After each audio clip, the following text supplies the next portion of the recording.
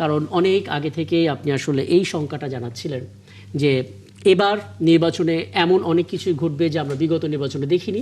তার মধ্যে একটা হচ্ছে ডিজিটাল প্ল্যাটফর্মের মধ্য দিয়ে এই জাতীয় বিভ্রান্তি, এই জাতীয় বক্তব্য, পাল্টা বক্তব্য ছড়ানো।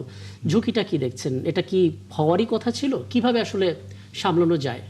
প্রথমত তো এটা তো আশঙ্কা তো করাই হচ্ছিল। জি, বাংলাদেশে ধরেন সামাজিক যোগাযোগ মাধ্যমের প্রচলনটা ব্যাপকভাবে বিস্তৃত হওয়ার পরে বা হাতে হাতে স্মার্টফোন চলে যাওয়ার পরে সত্যিকার অর্থে যদি নির্বাচন বলি এটাই প্রথম নির্বাচন। এর আগে যে নির্বাচনগুলো হয়েছে সেগুলোতে আসলে সামাজিক যোগাযোগ মাধ্যমের কোনো আসলে সুনির্দিষ্ট কোনো প্রভাব ছিল না। এইবারের নির্বাচনে সামাজিক যোগাযোগ মাধ্যম অনেক একটা বড় প্রভাব থাকবে, এটা আমরা সবাই বিশ্বাস করি। এবং যেহেতু এই প্রভাবটা থাকবে, সো নানা পক্ষ এটা নিয়ে সুযোগ নিতে চাইবে। কেউ সামাজিক যোগাযোগ মাধ্যমে ইচ্ছাকৃতভাবে অপতথ্য ছড়িয়ে দিতে চাইবে বা অ্যাকাউন্ট হ্যাক হওয়ার মতো ঘটনা ঘটতে পারে। এগুলো অস্বাভাবিক কিছু না। এবং যেহেতু এগুলা এই সামাজিক যোগাযোগ মাধ্যমের এই যে এটা প্রভাব বলেন, কুপ্রভাব বলেন, বা এখানে ইনফরমেশন, মিস ইনফরমেশন সব কিছুই থাকবে। এটাকে ইতিবাচক বা নেতিবাচক দুইভাবেই আপনি দেখা যেতে পারে। প্রথমত ইতিবাচক এই অর্থে যে সামাজিক যোগাযোগ মাধ্যমকে ব্যবহার করে জনগণের কাছে আরও অনেক সহজে বার্তাটা পৌঁছানো যেতে পারে। সামাজিক যোগাযোগ মাধ্যম ব্যবহার করে অনেকে সেটা পৌঁছাচ্ছে না। সো সামাজিক যোগাযোগ মাধ্যমের ইতিবাচক একটা প্রভাব তো আছেই।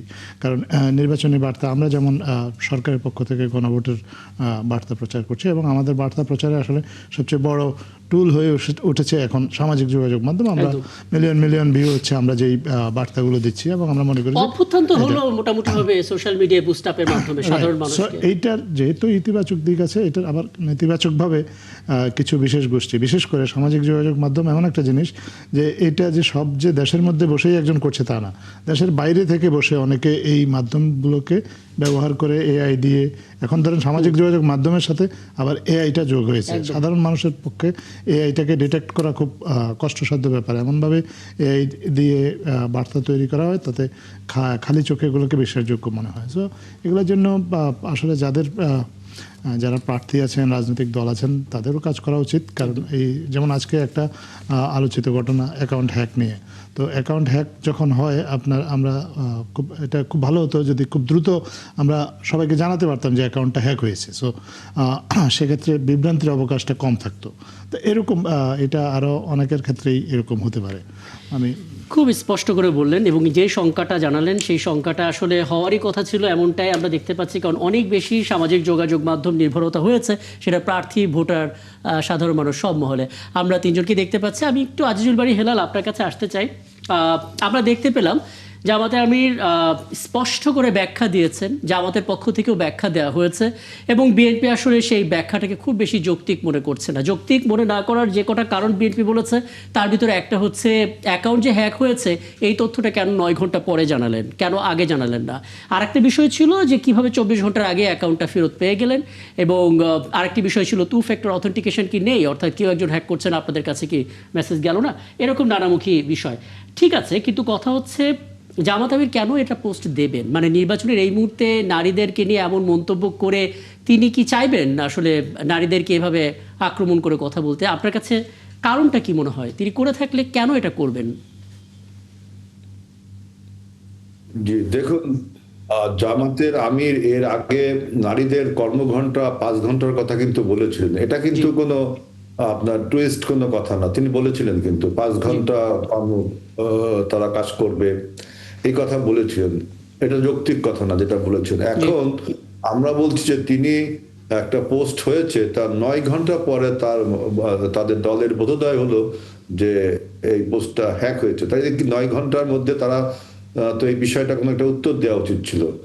সুতরাং এইটা নিয়ে একটা প্রশ্ন থেকে যায়।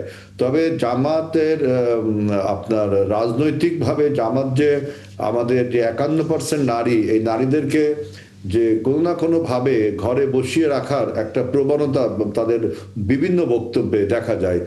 যে নারী পুরুষের অধিকার নিয়ে তাদের কিছু বক্তব্য আছে, যেগুলো আমি এখন এগুলো কিছু বলতে চাচ্ছি না। তবে জামাতের অন্তত দুঃখ প্রকাশ করা উচিত যে এই ধরনের কথা তারা বলেনি, বা আর একটা দুঃখ অন্তত প্রকাশ করা উচিত ছিল।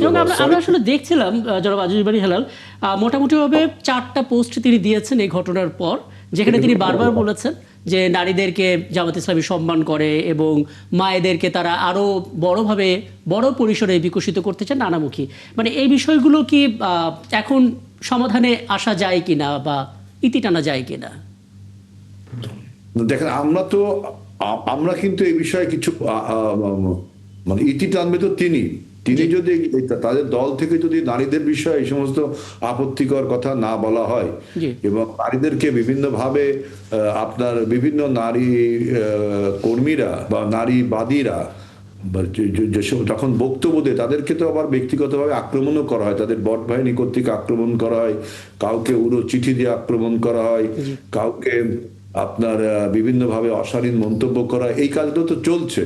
সুতরাং ইতি যদি টানতে হয় তাহলে তো তারাই টানবে, তাদেরই টানা উচিত যে নারীদের বিষয়ে কথাবার্তা বলার সময় যেটা যৌক্তিক সেটাই বলা উচিত। আপনি যে বলছেন কর্মজীবী নারীরা, আপনার যে কথাটা বললেন প্রস্টিটিউশনের মতো ওয়ার্ড ব্যবহার করলেন, সেখানে আমাদের যারা হসপিটালের নার্স আছে, শিক্ষক আছে, আমাদের নারী বহু কর্মী আছে, আমাদের সেনাবাহিনীর মতো নারী আছে। সুতরাং এই সমস্ত নারীকে তো আপনি ক্ষুব্ধ করলেন এবং বাংলাদেশের নারীকে অপমানজনক কথা বললেন। আর আপনি বলেননি বলছেন, কিন্তু এর আগে তো বলেছেন যে 5 ঘন্টা নারীরা কাজ করতে পারবে, তার বেশি কাজ করা উচিত হবে না। নারী নেতৃত্বকেও আপনারা মানছেন না, এটাও তো বলছেন। সুতরাং এই সব কিছু হিসাব করে বোঝা যায় তিনি হয়তো তিনি করেছেন কিনা এটা ভালো বলতে হবে টুইটার অ্যাকাউন্ট হ্যাক হয়েছে কি হয়নি, টুইটার কর্তৃপক্ষ বা এক্স কর্তৃপক্ষ তারাই কিন্তু বুঝতে পারবে যে এটা আসলে হ্যাক হয়েছে কি হয়নি।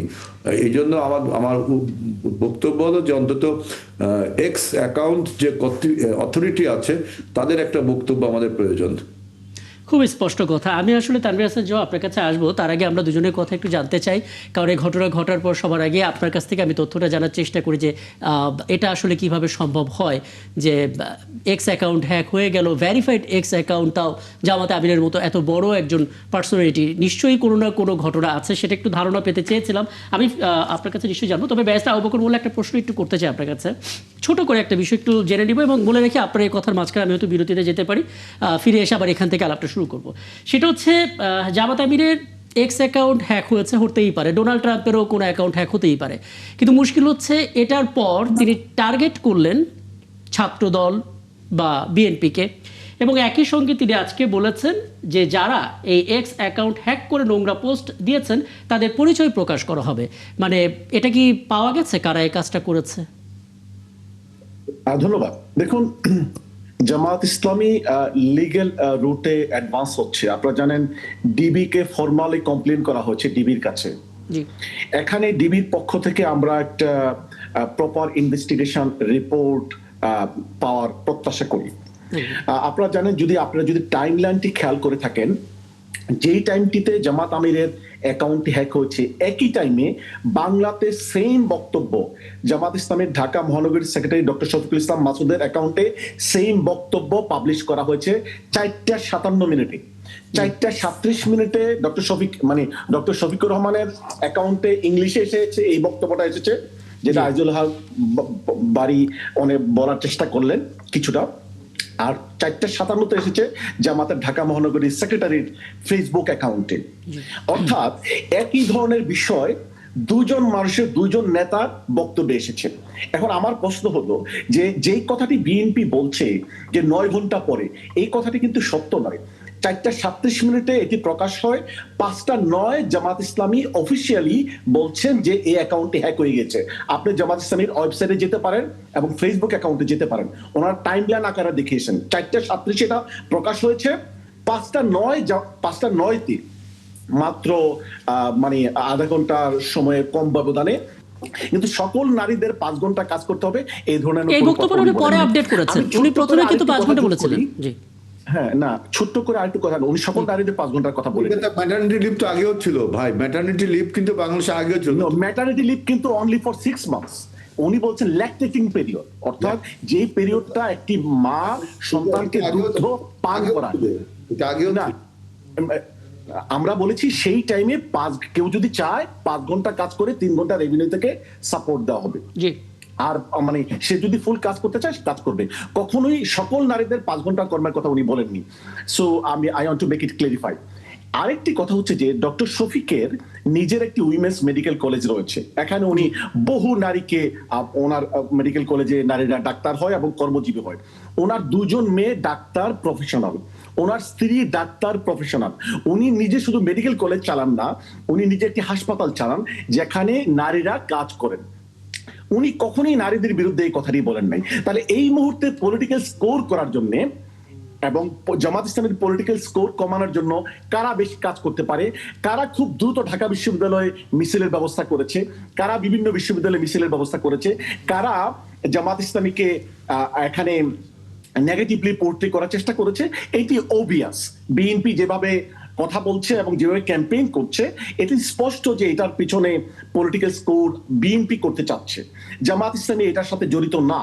আচ্ছা, তাহলে কি জামাত ইসলামী জানে যে কারা এই কাজটা করেছে? আপনাদের আমির কিন্তু স্পষ্ট করেছেন যে পরিচয় প্রকাশ করে দেওয়া হবে। ডিবির কাছে কমপ্লেইন করেছি, we are waiting for the investigation report from DB. But আমাদের বক্তব্য হচ্ছে যে বিএনপি যেভাবে মানে ভুল বক্তব্য দিচ্ছে যে 9 ঘন্টা পরে আমরা জাতিকে জানিয়েছি, এটি ভুল। আপনি জামাত ইসলামের অফিসিয়াল পেজে যান, এখন সেখানে স্পষ্ট বলা আছে, উল্লেখ করা আছে টাইমলাইন দিয়ে 5:09 আমরা জাতিকে জানিয়েছি। 4:37 অ্যাকাউন্ট হ্যাক হচ্ছে, 5:09 আমরা এটা ইনফর্ম করেছি যে অ্যাকাউন্ট ওয়াজ হ্যাক। আপনি আপনার জায়গা থেকে ব্যাখ্যা দিয়েছেন। আমি একটু টেকনোলজিক্যাল জায়গাটা একটু বোঝার চেষ্টা করি এবং সবার শেষে আবারও আপনাদের দুজনের কাছে একটু আসবো। তানভীর হাসান জোহা, আপনি পুরো বিষয়টা দেখেছেন এবং আপনি আসলে পত্র পত্রিকা বলুন, সোশ্যাল মিডিয়া বলুন, আমি শিওর আপনার নজরও আছে পুরো ঘটনাতে। একটু বলবেন, মানে এত সোজা একটা এক্স অ্যাকাউন্ট হ্যাক করে ফেলা এবং 24 ঘন্টার আগে আমি সেই অ্যাকাউন্টটা আবার ফিরেও পেয়ে যাচ্ছি, এবং পোস্ট যেটা করা হচ্ছে, যদি এটা আসলে সেশন হ্যাক হয়ে থাকে তাহলে কি আমি পোস্ট করতে পারবো? জি, ধন্যবাদ।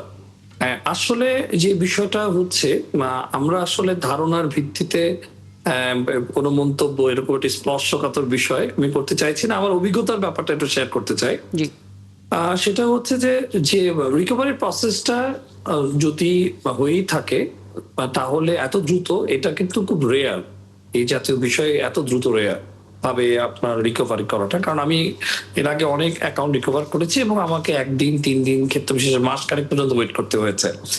এখন সেটা হতেই পারে, আমি পুরোনো দিনের কথা বলছি, এখনকার টেকনোলজি আমাকে আপডেটেড।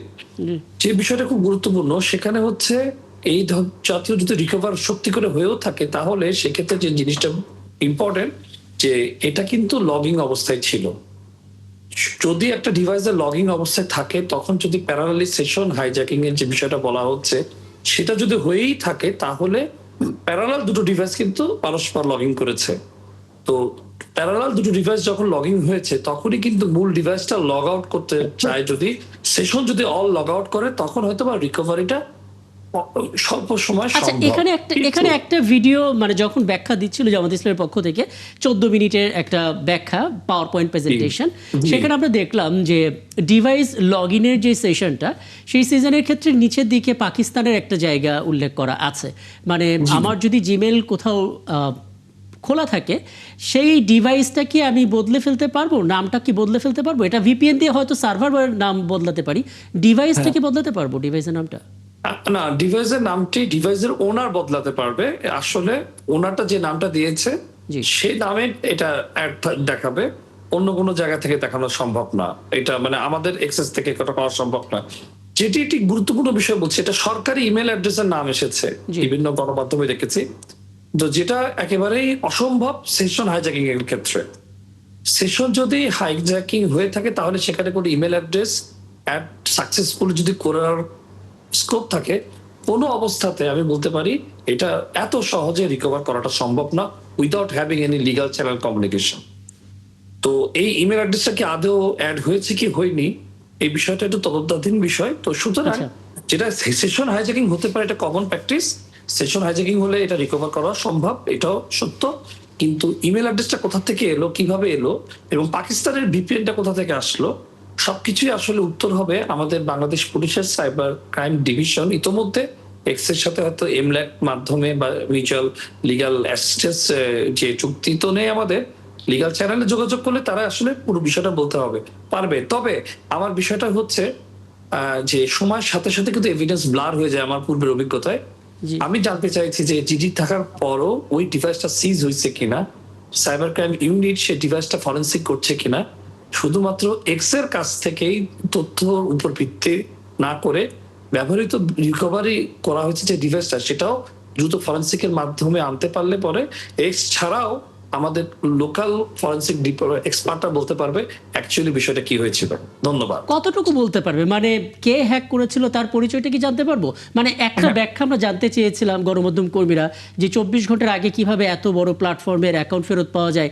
তখন বলা হলো যেহেতু সেকশন হ্যাক হয়েছে এটা আসলে এক্স কর্তৃপক্ষের পর্যন্ত যাওয়ার প্রয়োজন পড়েনি, যে কারণে আসলে পাসওয়ার্ড চেঞ্জ করে রিকভার করা গেছে। কিন্তু কে এই কাজটা করেছে সেটা কি জানা যাবে? এক্স কর্তৃপক্ষ কি সেটা পারবে? ডিভাইসটা জব্দ করলে পরে এক্স কর্তৃপক্ষ ছাড়াই বাংলাদেশ পুলিশের সে সক্ষমতা আছে ফরেনসিক করে পূর্ণাঙ্গভাবে প্রতিবেদন দেওয়া এই বিষয়ের সাথে কারা জড়িত এটা ইনশাল্লাহ অবশ্যই এটা সম্ভব, কিন্তু সেটা হয়েছে কিনা আমি জানি না। এই জিনিসগুলো হয় না বলে এই এভিডেন্স গুলো ব্লার হয়ে যায়, যার ফলে একটা ধূম্রজাল পারস্পরিক যে সন্দেহ সে জিনিসটা তৈরি হয়। আমার মনে হয় এই বিষয়টি অবশ্যই প্রপারলি ফরেনসিক করা উচিত। পাশাপাশি এক্স কর্তৃপক্ষের কাছে সেশন হাইজ্যাকিং হয়েছে কি হয়নি বা কোন কোন আইপি থেকে এটা লগইন হয়েছে সেটারও একটা যথার্থ ব্যাখ্যা সেখান থেকে নেওয়া উচিত। আমি আপাতত এই পর্যন্ত আপনার সাথে কথা বলি। আমি নিশ্চয়ই আরও দুজন অতিথির সঙ্গে কথা বলে যখন আপনার সঙ্গে শেষবারের মতো কথা বলবো তখন একটু জানার চেষ্টা করব। এখন ডাক্তার শফিকুর রহমানকে নিয়ে কথা বলছি এবং আমরা জানি না আগামীকাল আর কোন নেতার অ্যাকাউন্ট হ্যাক হতে পারে। কাজে ব্যক্তিগত যে প্রোটেকশন প্রত্যেকের নিজেদের রাখতে হবে। কিছু সাজেশন আপনার কাছ থেকে নেব। তবে তার আগে আজিজুল বাড়ি হেলাল আপনার কাছে একটু আসতে চাই। মানে এটা জামাত ইসলামের দিক থেকে শুরু থেকেই বলা হচ্ছিল যে একটা ঘটনা ঘটার পর যখন বলা হলো এটা হ্যাক হয়েছে তড়িঘড়ি করে বিএনপি আসলে এই আন্দোলন বা বিক্ষোভ করা হচ্ছে এবং এটার উদ্দেশ্য হচ্ছে জামাত ইসলামের যে পলিটিক্যাল স্কোর সেটাকে কমিয়ে দেয়া। মানে বিষয়টা কি এত সরলীকরণ করা যাবে কিনা বা আপনার পর্যবেক্ষণ? দেখেন, পলিটিক্যাল স্কোর না, যদি আজকে নির্বাচন নাও হতো বা পলিটিক্সে যদি আমরা মিত্র দল তো একসময় ছিলাম, তাই না? তখনও যদি এই ধরনের বক্তব্য কেউ দিত তাহলে কি আমাদের তৎক্ষণাৎ প্রতিবাদ করা শুধু তো জাতীয়তাবাদী ছাত্র দল বা বিএনপি না, সমগ্র জাতিরই, যারা আমরা বাংলাদেশে বসবাস করি, আমরা যারা ধর্মীয় সম্প্রীতিতে বিশ্বাস করি, নারীর অধিকারে বিশ্বাস করি, আমি নারী স্বাধীনতার কথা বলছি না, নারীর অধিকারে বিশ্বাস করি, তাদেরকে এটা প্রতিবাদ করা উচিত না? এখন আমি একটা আপনি নোংরা কথা বললেন, আমি তার প্রতিবাদ করলে যদি বলেন আমি পলিটিক্যাল স্কোর নিচ্ছি, এটা তো একটা অন্যায় যুক্তি। আর সেকেন্ড কথা দেখেন যে জামাতে ইসলামের নেতারা কি নারীদের সম্বন্ধে এই কথা বলে না? আপনার বরগুনার জামাত নেতা শামীমা হাসান তিনি কি ডাকসুর সম্বন্ধে বাজে কথা বলেননি? ডাকসুকে কি তিনি প্রস্টিটিউশনের সাথে তুলনা করেননি? তিনি কি ডাকসুকে আরো নেশাখোর আরো কি বলেছে আমি দেখলাম। এই সমস্ত কথা থেকে প্রিভিয়াস যে সমস্ত কথা বলেছে তার থেকে প্রমাণ হয় যে তিনি এটা বলতে পারেন। এখন আমার এই যে বিশেষজ্ঞ ভাই যেটা বললেন যে ডিভাইসটা ফরেনসিক করার জন্য, এখন জামাতের আমিরের সেই ডিভাইসটা কি জব্দ করা হয়েছে? এটা একটা বড় প্রশ্ন। তো আমার মনে হয় আমার যে বিশেষজ্ঞ ভাই বললেন ডিভাইসটা জব্দ করা আছে, ডিভাইসটা নিশ্চয়ই জামাতের আমির শফিকুর রহমানের ডিভাইসটা। জি, সেটা তো হওয়ার কথা। সেটা হ্যাঁ, আচ্ছা, এটা উনার হয়তো কোনো টিম আছে যারা সোশ্যাল মিডিয়া হ্যান্ডেলিং করেন, কাজে উনার ডিভাইস দিয়েই যে কাজটা হয়েছে আমরা আসলে এখনই সেটা বলতে বোধহয় ঠিক হবে না বলাটা। পলিটিক্যাল স্কোর আমরা আপনি একটা নোংরা কথা বলবেন আমাদের মায়েদের সম্বন্ধে, আমাদের বন্ধুদের সম্বন্ধে, আর আমরা সেটার প্রতিবাদ করলে বলবেন পলিটিক্যাল স্কোর, এটা তো অন্যায় একটা যুক্তি। এবং এই ধরনের কথা তো আপনারা আগেও বলেছেন। আমরা নির্বাচনে জয়ের জন্য আমরা যে আপনার এই কথাগুলো বললে জয়লাভ করব এমন কোনো কারণ নেই, কারণ আপনারা ইতিমধ্যে দেখেছেন যে বাংলাদেশের মানুষ কিন্তু ধানের শীষের পক্ষে একটা গণজোয়ার সৃষ্টি করছে। আপনাদের বিরুদ্ধে কথা বললে আমাদের ভোট বাড়বে এমন কোনো বক্তব্য নেই। আপনারা অন্যায় কথা বললে তার প্রতিবাদ আমরা না, জনগণ করবেই। আমি আই এম নট শিওর যে জামাতের আমিরের তিনি এটা করেছেন, তিনি যে করেননি তাতে প্রমাণ দেওয়া উচিত। তিনি তার ডিভাইসটা হস্তান্তর করুন পুলিশের কাছে। উনি তো বলছেন যে আমাদের পুলিশের সেই সক্ষমতা আছে। আবার আপনার টুইটারের যে কর্তৃপক্ষ তাদের সাথে আলোচনা করে আমরা তো এটার একটা স্পষ্ট ধারণা নিতে পারি। মানে এখানে অনেকগুলো পয়েন্ট বললেন, কিছু না এখানে। জি আপনার কথা বলবেন, আমরা প্রতিবাদ করবো। আমরা কেন, অন্য দলও করবে। আপনাদের দল থেকেও তো করা উচিত, আপনাদের দল থেকেও তো করা উচিত, যে কেন নারীদের নিয়ে এই সমস্ত কথা বলবে। বুঝতে পারছি। আমি একটু ব্যারিস্টার আবু বকর মোল্লা আপনার কাছে আসি। আপনি আসলে খুব ঠান্ডাভাবেই এই ব্যাখ্যাগুলো দিতে পারবেন, কারণ অতীতেও বিভিন্ন বিষয়ে ব্যাখ্যা আপনি দিয়েছেন। সেই জায়গা থেকে কয়েকটি বিষয় একটু জানতে চাই। প্রথমত, আপনার বক্তব্য খুবই ইতিবাচক, খুবই স্পষ্ট। জামাতে আমিরের বক্তব্যগুলো এতদিন ধরে আমরা সেই ইতিবাচকভাবে দেখে আসি, কিন্তু কখনো কখনো প্রান্তিক অঞ্চলে জামাতে ইসলামীর যারা নেতারা আছেন এমন কিছু মন্তব্য করেন যে খোদ আপনাদের দলকেই শোকজ করতে হয়, বিব্রত হতে হয়, এমনকি কুশপুত্তলিকা পর্যন্ত দাহ করতে হয়, যেটা বরগুনায় ঘটনাটা ঘটেছে। এটা নিয়ে কথা হচ্ছে এ কারণে যে আল জাজিরায় যে ইন্টারভিউতে জামাতে আমিরকে প্রশ্ন করা হয়েছিল যে আপনার দলে নারীরা কখনো কি আমির হতে পারবেন, তখন জামাতে আমির বলেছিলেন যে নারীদেরকে আসলে সেভাবে তৈরি করা হয়নি। মানে এই বক্তব্যের পর একটা সমালোচনা উঠলো এবং তারপরে গিয়ে আসলে এই ঘটনাটা ঘটলো। দুটো এক করেই আসলে একটু বলবেন, মানে জামাতে ইসলামী নারীদেরকে আসলে কোন দৃষ্টিভঙ্গি দিয়ে দেখে? নেতৃত্ব তারা দিতে পারবেন, আজ হোক কাল হোক একেবারে জামাতের টপমোস্ট পর্যায়ে থাকবেন কিংবা দেশের টপমোস্ট পর্যায়ে থাকবেন, সেটা কি জামাত মেনে নেবে বা সেটা প্রত্যাশা করে? ধন্যবাদ। আপনি জানেন যে গত ফেসিড সরকারের সময় বাংলাদেশে যে স্থানীয় সরকার মানে উপজেলা ইলেকশনটি হয়েছিল, সেখানে একটা সিগনিফিক্যান্ট নাম্বার ভাইস চেয়ারম্যান জামাতের পক্ষ থেকে মহিলা নির্বাচিত হয়েছিল। অর্থাৎ জামাত ইসলামীর একটি সিগনিফিক্যান্ট নাম্বার মহিলা ভাইস চেয়ারম্যান নির্বাচিত হয়েছিল। এখন আসুন, তাহলে বোঝা যাচ্ছে জামাত ইসলামী মহিলাদেরকে ইলেকশন করতে দেয় না, এই কথাটা কিন্তু ভুল, অথবা জামাত ইসলামী মহিলাদেরকে নেতৃত্বের পর্যায়ে নিতে চায় না, এই কথাটি ভুল। এখন আসুন যে এমপি ইলেকশনের ব্যাপারে জামাত ইসলামের আমির বলেছে যে আমরা এইবার দেইনি, কিন্তু আমরা উই আর প্রিপেয়ারিং, আমরা ইন ফিউচার দিতে পারি। এবং অন্য দলগুলোতেও কিন্তু মানে উল্লেখ করার মতো তেমন কাউকে প্রার্থী দেওয়া হয় নাই বাস্তবতার কারণেই। তো যখন বাংলাদেশের এনভায়রনমেন্ট পরিবেশ কনটেক্সট আমাদেরকে ফেভার করবে, তখন জামাত ইসলামী দিতে পারে। উনি বলেছেন উই আর প্রিপেয়ার। উনি বলেন নাই যে জামাত ইসলামীতে মহিলারা এমপি হতে পারবে না। জামাত ইসলামীতে মহিলারা এমপি হতে পারবে, জাতি এবং সমাজ এবং পরিস্থিতি কনটেক্সট রেডি হলে জামাত ইসলামীতে মহিলারা এমপি হতে পারবে। জামাত ইসলামের আমির এই কথাটি বলেন নাই যে এমপি হতে পারবেন না। উনি যে কথাটি বলেছেন, জামাত ইসলামীর টপ পর্যায়ে আমির পর্যায়ে জামাত ইসলামী মনে করে যে আমির পর্যায়ে মহিলাদের নেতৃত্ব সম্ভব না, বাট এছাড়া এমপি, মন্ত্রী, চেয়ারম্যান, ভাইস চেয়ারম্যান, এখানে কোনো সমস্যা আছে জামাত ইসলামের আমির বলেন নাই, এটা আমিও বলি নাই এবং জামাত ইসলামীও বলে না। এবং উনি বলেছেন স্পষ্ট করে, ক্যাটাগরিক্যালি বলেছেন জামাত ইসলামীর পক্ষ থেকে they are preparing for next female leadership. এখন আসুন যে আপনি যে বরগুনার কথাটি বললেন, বরগুনার ওই ব্যক্তি যে কথাটি এটি স্পেসিফিক্যালি ঢাকা বিশ্ববিদ্যালয়ের ব্যাপারে বলেছিলেন, এটি অত্যন্ত দুঃখজনক। জামাত ইসলামী এই ব্যাপারে দুঃখ প্রকাশ করেছে এবং তাকে শোকজ করেছে। জামাত ইসলামের অফিসিয়াল পজিশন হচ্ছে জামাত ইসলামী যে শুধুমাত্র জামাত ইসলামের আমির পজিশন ছাড়া সকল পর্যায়ে নারীরা তাদের মানে তাদের অ্যাক্টিভিটিস চালাতে পারে, তারা পজিশন হোল্ড করতে পারে এবং ইন ফিউচার যখন কনটেক্সট অ্যালাউ করবে তারা এমপি হবে, মন্ত্রী হবে, তারা বড় বড় দায়িত্বে যাবে। জামাত ইসলামের তরফ থেকে নারীদের প্রতি ফুল রেসপেক্ট করা মানে শো করা হয় এবং এটা ইন প্রিন্সিপালি জামাত ইসলামী করা হয়। যেখানে আমি যে কথাটি পূর্বে বলেছিলাম, জামাত ইসলামীর আমিরের দুজন মেয়ে প্র্যাকটিসিং ডাক্তার, একজন লন্ডনে প্র্যাকটিস করে, আমি যে দেশে থাকি ওনার মেয়ে লন্ডনে প্র্যাকটিস করে, ওনার ওয়াইফ প্র্যাকটিসিং ডাক্তার, উনি নিজে ডাক্তার, ওনার মেডিকেল কলেজ রয়েছে, উনি কেন এই কথাটি বলবেন? আপনি চমৎকার করে ব্যাখ্যা করেছেন। ছোট আরেকটা বিষয় একটু যুক্ত করে তারপর আমি আলাপটা থামাবো, সেটা হচ্ছে 5টা নয়ে জাতিকে জানালাম যে এটি আমরা করিনি, এটি হ্যাক হয়েছে। এখন বিএনপি এসে যে 9 ঘন্টার মানে ভুয়া তথ্য দিয়ে তারা হাউকাউ শুরু করে দিচ্ছে, আমরা কি বলতে পারি না তারা পলিটিক্যাল স্কোর করতে চাচ্ছে? আমরা কি বলতে পারি না তারা ঘোলা পানিতে মাছ শিকার করতে চাচ্ছে? তারা যে কথাটি বলেছে তারা আমাদের দীর্ঘদিনের মিত্র ছিলেন, এটা কি মিত্রতার বহিঃপ্রকাশ? 4:37 মিনিটে এটি প্রকাশ হলো, 5:09 মিনিটে, আধা ঘন্টার ব্যবধানে আমরা বললাম অ্যাকাউন্টে হ্যাক হয়েছে। তো আপনারা তো বেনিফিট অফ ডাউট আমাদেরকে দিতে পারতেন, আপনারা তো সেটি দিলেন না। জামাত ইসলামী তো কখনোই বলে নাই যে নারীরা কাজে যাওয়া প্রস্টিটিউশন, এই কথা তো কখনোই বলে নাই। জামাত ইসলামী তো শুধুমাত্র বলেছে যারা মানে বাচ্চা। আচ্ছা, আমি আরেকটা মন্তব্য আপনাকে শোনাই, ব্যারিস্টার আবু বকর মোল্লা, আপনার অনুমতি নিয়ে একটা মন্তব্য আপনাকে শোনাই। সোশ্যাল মিডিয়া হ্যান্ডেলিং আমরা দেখছিলাম অনেকে এটা বলার চেষ্টা করছেন জামাতে আমির এই কথাটা বলতেই পারেন না।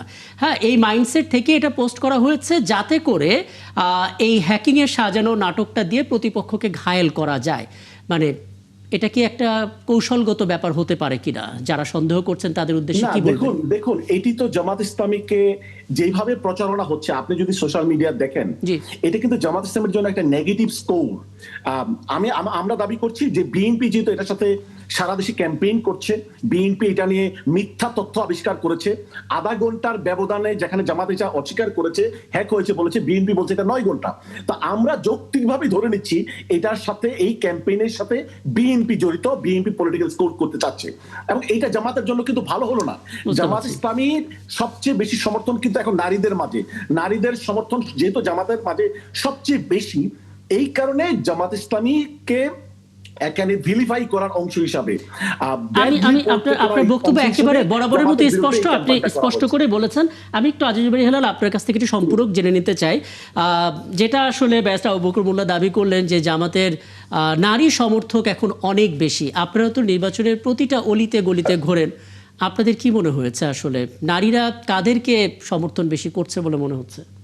উনি কোন অনুমান থেকে বলছেন যে নারী সমর্থন তাদের বেশি? তারা আপনার জীবনে একা একা ভোট করেছে 96 একবার, আর কখনো একা ভোট 91 একবার করেছে একা ভোট। আর তো সেই সমস্ত জায়গা তারা ভোট। আপনি সবগুলা বাড়ি ভাই, আইজুল বাড়ি হেলাল ভাই, আপনি পোলগুলো দেখেছেন? মানে এই পর্যন্ত যতগুলা পোল হয়েছে আপনি দেখেন? এইসব পোল নিয়ে আলোচনা করলে একটা সেশন দরকার, বুঝলো মতলববাজি। ওকে, আপনাকে পোলগুলো একটু দেখতে বলবো, সেখানে নারীদের সমর্থন কাদের প্রতি বেশি আপনি দেখার চেষ্টা করবেন। প্র্যাকটিক্যাল ফিল্ডটা দেখেন। বিএনপি এই পর্যন্ত 4 বার ক্ষমতায় এসছে এবং প্রত্যেকবার আপনি দেখবেন বিএনপির নারীদের ভোটে সবচেয়ে বেশি ক্ষমতায় এসছে।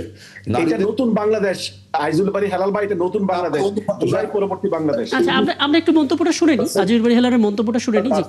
যে ভবিষ্যতে অর্থাৎ এই নির্বাচনে নারীরা আপনাদের ভোট দিবে, এটা একটা অনুমান, তাই না? আর আমি বলছি পূর্বে আমাদের উদাহরণ রয়েছে, নারীরা আমাদের ভোট দেয়। এবার আসেন, আপনি কিন্তু ইউরোপ বসে আছেন, আমি কিন্তু বাংলাদেশের একটা প্রত্যন্ত অঞ্চলে বসে আছি।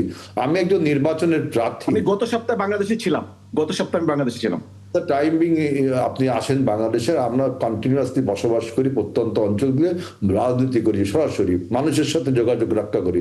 জামাত ইসলামের সাথে যোগাযোগ হয় আমাদের বিএনপি, আওয়ামী লীগ, জামাত, যত রাজনৈতিক দল আছে। আমরা ভোটের মাঠে নারীদের মধ্যে ধানের শীষের পক্ষে যে উৎসাহ আমরা প্র্যাকটিক্যালি দেখছি, আপনি দূর থেকে হয়তো অনুমান করছেন অথবা কোনো একটা কেউ আপনাকে বলছে। আমাদের এই বাংলাদেশে এই পর্যন্ত স্বাধীনতার পর থেকে যত ভোট হয়েছে দেখবেন নারীদের ভোটে আমরা সবসময় এগিয়ে যাই। এবং আমি এবার প্র্যাকটিক্যালি দেখছি যে আমার অঞ্চলে, আমি খুলনায় ইলেকশন করছি, আমার অঞ্চলে আপনি দেখবেন নারীরা কি পরিমাণ আমাদের প্রচার মিছিলে অংশ করে। আমি আমার মিটিংগুলো দেখবেন, আমি বলেছি যে পুরুষ থেকে নারীদের উপস্থিতি এখন বিএনপির মিটিংয়ে বেশি। এবং আপনারা যে নারীদেরকে বিভিন্নভাবে হিউমিলিয়েট করেন, বিভিন্নভাবে আপনি ড্যামেজ করেন, মেলাইন করেন, এই জন্য কিন্তু আপনাদের পরে বিশেষ করে আপনারা ধর্মের মতো একটা বৃহৎ একটা মহান জিনিসকে রাজনীতির মতো একটা ক্ষুদ্র স্বার্থে এই যে আপনি বিভক্ত করে দেন ধর্মটাকে। রাজনীতির আপনি নিজেই জানেন রাজনীতির কাভারেজ এরিয়া খুবই ছোট, কিন্তু আপনার ধর্মের কাভারেজ এরিয়া অনেক বড়। এইটা একটা আপনি ডিসকোর্স তুলতেই পারেন। সেই ধর্মের মতো মহান জিনিসটাকে আপনি রাজনীতির ক্ষুদ্র স্বার্থে বিভক্ত করে দিচ্ছেন, বিভিন্ন রকম বয়ান দিচ্ছেন, বলছেন যে নারী নেতৃত্ব আপনারা মানেন না, বলছেন তো, আপনি নিজেও তো বললেন যে আপনাদের। আমরা যে কথাটা বলেছি যে জামাত ইসলামের চেয়ারম্যান পোস্টে, আমির পোস্টে মহিলাদের মানে সর্বোচ্চ যে আসন জামাত ইসলামের, এটা অসম্ভব। নারীদের অধিকার ক্ষুণ্ণ হয় না, নারীরা এমপি মন্ত্রী হতে পারবে, জামাত স্বীকার করেনি। ইসলাম যা বলে জামাত ইসলাম কি তাই করে? আপনি বলুন। আপনি যদি, আমরা তো সর্বোচ্চ চেষ্টা করি না, তাইলে আপনি নারীদের হেজাবের কথা বলেন, পুরুষের হেজাবের কথা কি কখনো বলেছেন? ইসলাম তো পুরুষের হেজাবের কথা নারীদের হেজাবের আগে বলেছে। নারীদের যখন তার আগে পুরুষের হেজাবের কথা আপনারা কি কখনো বলেছেন? আপনারা কখনো বলেছেন? আমরাই প্রথম বলেছি যে পুরুষের হেজাবের প্রয়োজন। আমরা বলি তো, আমরা বলি না, আমরা বলি তো। আচ্ছা, এই বিষয়টা নিয়ে কথা বলতে গেলে আসলে একটা দীর্ঘ সময় লাগবে। আমি দুটাই বলি। আমি এবং একটু আমরা সেটা অনুসরণ করি। আপনারা রাজনৈতিক স্কোর নেওয়ার জন্য ইসলামের যে অংশটুকু আপনাদের রাজনৈতিক স্কোর তৈরি করবে ঠিক সেই অংশটুকু বলেন। যেমন ডাকসু নির্বাচনে যখন আপনারা হেজাব ছাড়া না আমাদের বোনদেরকে নমিনেশন দিয়েছিলেন, তখন বলেছেন ইসলামে হেজাব ম্যান্ডেটরি না। এটা কিন্তু আমরা তখন ধরেছিলাম, এই কথাটা খুবই অন্যায়। আপনার ইসলামে কিন্তু হেজাব ম্যান্ডেটরি। এই কথাটা কে বলেছে? জনাব ইসলামে আজিজুল হেজাব হেলাল, আমরা mandatory আসলে আমাদের মূল আলাপ থেকে অনেক দূরে সরে যাচ্ছি। এগুলো আদর্শিক জায়গায়, এটা নিয়ে একটা লম্বা সময় ধরে আলাপ করতে পারলে খুবই ভালো হতো। আমি ছোট করে সংক্ষিপ্ত ব্যাস আবু বকর মোল্লা দুটো বিষয় আপনার কাছে একটু জানতে চাই, খুব সংক্ষেপে, যেহেতু অন্যান্য অনেক বিষয় আছে। প্রথমত, জামাত ইসলামী যদি নারী সমর্থক বেশি থাকে, তাহলে এনসিপি তারা যখন জামাত ইসলামী জোটে আসলো, তখন তাদের নারী সদস্যরা কেন একে একে পদত্যাগ করা শুরু করলেন? কোন জায়গাটা তারা আসলে আনসেফ ফিল করেছিলেন, এটা যদি একটু ব্যাখ্যা দিতেন। আর একটা কথা, আপনাদের আমির বলেছেন যে একটা বিশেষ দল, বোঝা যাচ্ছে বিএনপিকে বলেছেন যে তাদের হাতে ক্ষমতা গেলে দেশের অস্তিত্বই থাকবে না। একটু ব্যাখ্যা করবেন আসলে কেন মনে হলো এটা? জি, ধন্যবাদ। প্রথম এনসিপির ইস্যুটা বলি। এনসিপির সকলে পদত্যাগ করেনি। জামাত ইসলামের সাথে যে এনসিপির যে জোট হয়েছে, যে 30 জন তাদের প্রার্থী, এর মধ্যে কিন্তু নারী প্রার্থীও রয়েছে। এবং তার হাতে কিন্তু গতকাল জামাত ইসলামের আমির এবং নাহিদ সাহেব ওনারা কিন্তু শাপলাকলি তুলে দিয়েছেন। সুতরাং সকলে পদত্যাগ করেছেন এই কথাটি সত্য না। কয়েকজন হয়তো পদত্যাগ আমি করেছেন, কয়েকজনের কথাই সকলে বলছি, না। সকলে না, কয়েকজনের কথাই বলছি। জি জি, পদত্যাগ করেছেন। এখন ওনারা কেন পদত্যাগ করেছেন, ওনাদের আদর্শ কি, ওনারাই ভালো জানেন। বাট জামাত ইসলামীতে নারীরা সেফ। আপনারা জানেন জামাত ইসলামের নারী প্রতিনিধিরা আজকে নির্বাচন কমিশনে গিয়েছে। জামাত ইসলামের নারী প্রতিনিধিরা ব্রিটিশ হাই কমিশন এবং ইন্টারন্যাশনাল ডিপ্লোমেসিতে অংশগ্রহণ করেছে, ইন্টারন্যাশনাল কনফারেন্সে যাচ্ছে। এবং আপনারা ইন ফিউচার জামাত ইসলামীর নারী কর্মীদের, নারী নেতৃত্বকে আরো বেশি আপনারা এঙ্গেজ দেখতে পাবেন। এবং রাষ্ট্রীয় কাজে ও জামাত ইসলামের নারী নেত্রীরা অংশগ্রহণ করতে পারবেন। আরেকটি কথা উল্লেখ না করলেই নয়, জামাত ইসলামের আমিরের ওয়াইফ, স্ত্রী, উনি কিন্তু এমপি ছিলেন, সাবেক মানে এমপি ছিলেন, এক্স এমপি ছিলেন। সুতরাং জামাত ইসলামী নারী লিডারশিপকে এন্ডোর্স করে, নারী লিডারশিপকে এনকারেজ করে, নারী লিডারশিপের বিরোধী নয়। সুতরাং যারা যেই আশঙ্কা প্রকাশ করেছে, সে আশঙ্কার কোনো ভিত্তি নেই।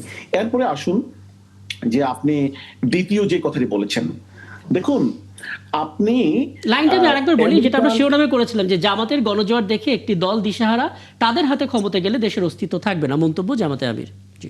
জি জি, দেখুন বিএনপির লোকজন নারীদের উপর সারা দেশে বিভিন্ন জায়গায় আক্রমণ করেছে। জামাত ইসলামের নারী প্রার্থীদের, মানে নারী কর্মীদের উপর আক্রমণ করেছে। এবং ঢাকা বিশ্ববিদ্যালয়ে যে শিবির জিতেছে, মেয়েদের হলগুলোতে শিবির সবচেয়ে বেশি ভোট পেয়েছে। এটির একটি কারণ আমি বলতে চাই, ছাত্রদলের অতীত ইতিহাস কিন্তু নারীদের সাথে যে ব্যবহার তারা করেছে ছাত্রীদের সাথে, এটি কিন্তু ভালো নয়। অর্থাৎ উনি যে কথাটি বলেছেন, নারীরা বাংলাদেশে বিএনপির আমলে সেফ থাকবে না, যেই কারণে ছাত্রী হলে সবচেয়ে বেশি ভোট ছাত্র শিবিরকে দিয়েছে। এবং নারীদের উপর তারা আক্রমণ করতে তারা কোনো দ্বিধা করে না। এরপরে আসুন, আপনি আমেরিকান একজন ডিপ্লোমেটের বরাতে ওয়াশিংটন পোস্টে যে রিপোর্টটি এসেছে, তারা কি বলেছে সেখানে, যে বিএনপি ক্ষমতায় আসলে তারা দুর্নীতি খুব বেশি করবে। আপনি যেই ওয়াশিংটন পোস্টে আইজুল বরি হেলাল ভাইকে দেখতে বলেন, আমেরিকান একজন ডিপ্লোম্যাটের রেফারেন্সে ওয়াশিংটন পোস্ট রিপোর্ট করেছিল। ওয়াশিংটন পোস্টের রেফারেন্স যদি আমরা নিই, তাহলে তো বলা যায় যে হ্যাঁ, ওয়াশিংটন পোস্টের রেফারেন্স যদি আমরা নিই, হ্যাঁ আবু বকর মোল্লা, আমরা যদি ওয়াশিংটন পোস্টের রেফারেন্স নিই, সেখানে তো এটাও এসেছে যে আমেরিকা চায় জামাত ক্ষমতায় আসুক, তারা জামাতের সঙ্গে কথা বলার চেষ্টা করছে, কূটনৈতিক প্রতিবেদকের ফোনালাপ ফাঁস করে। না, হ্যাঁ, তারা তো জামাতের সাথে কথা বলার চেষ্টা করছে, এটা তো আমরা অস্বীকার করছি না। তারা জামাতের সাথে কথা বলছে, তারা বিএনপির সাথে কথা বলছে, তারা মনে করছে। আপনি যদি ওয়াশিংটন পোস্টে কিন্তু স্পেসিফিক বলে দেওয়া আছে যে ডোনাল্ড ট্রাম্প সরকার, মানে আমেরিকা চায় জামাত ইসলামী বাংলাদেশে ক্ষমতায় থাকুক, এরকম একটা ন্যারেটিভ তৈরি করা হয়েছে ওয়াশিংটন পোস্টের সেই প্রতিবেদনে। আমি ওই ব্যাপারে স্পষ্ট কথা বলবো না, অথবা ওই ব্যাপারটি আজকে আলোচনার বিষয় নয়। বাট আমি ওই রিপোর্ট থেকে যে কথাটি বলছি, তারা মনে করছে যে বিএনপি আসলে বাংলাদেশে দুর্নীতি বেড়ে যাবে। আপনি ওয়াশিংটন পোস্টের রিপোর্ট দেখেন, এটা আমেরিকান সরকার বুঝতে পারছি। আপনার দিক থেকে আপনি পরিষ্কার করেছেন। যারা আবুল কালাম আজম, আপনি কিছু জানতে চাইবেন? না, আমি ওনাদের আলোচনা উপভোগ করছিলাম। আর একটা জিনিস ভালো যে আমাদের এই যে আজকে যে হ্যাকিং সূত্রে যে আলোচনাটা সূত্রপাত হলো বা জি। কয়েকদিন ধরে আলোচনাটা চলছে, আমাদের নারীরা যে ভোটার হিসাবে খুব মূল্যবান এবং তাদের ভোটটা যে আসলে সবারই প্রয়োজন, এই আলোচনা থেকে আমরা সেটা সবাই উপলব্ধি করছি। তো এটা খুবই গুরুত্বপূর্ণ একটা বিষয়। কারণ আপনি যদি দেখেন যে আমাদের দেশের নারীরা তো পিছিয়ে আছে এবং নারীদের বিভিন্ন রাজনৈতিক দলে যদি আপনি নির্বাচন কমিশন থেকে নির্দিষ্ট একটা কোটাও ঠিক করে দিয়েছে যে এই পরিমাণ নারী সদস্য বা এইরকম নারী থাকতে হবে, কিন্তু তারপরে অনেকে সেটা হয়তো বা পূরণ করতে পারে না। তো নারীদের নেতৃত্বে সামনের সারিতে নিয়ে আসা কিংবা নারীদেরকে যে এম্পাওয়ার্ড করা বা তাদের ভোটটা যে প্রয়োজন এবং তাদের ইস্যুগুলো যে খুব গুরুত্বপূর্ণ, এখানে এই যে আজকে যে ডিবেটটা হলো আমি কে রাইট কে রং এটা নিয়ে কোনো কথা বলতে চাই না, কিন্তু এই ডিবেটটা জরুরি। এই ডিবেটটা যদি হয় তাহলে আমাদের যারা রাজনৈতিক দল আছে তারা যেমন উপলব্ধি করতে পারবে যে আপনার তাদেরকে নারীদের মন জয় করতে হবে ভোটার হিসাবে, তাদের সমর্থন পেতে হবে এবং নারীদের যে অধিকারগুলো আছে এই অধিকারগুলো তারা যদি দায়িত্ব পায় তাহলে তাদেরকে নিশ্চিত করতে হবে। এবং নারীদের নিয়ে আপনার যদি কোনো বেফাঁস কেউ কোনো মন্তব্য করে সেই ক্ষেত্রে তার যে ভোটে খেসারত দিতে হতে পারে, এই উপলব্ধি, এই পুরো বিষয়টা আমি মনে করি যে ইতিবাচক।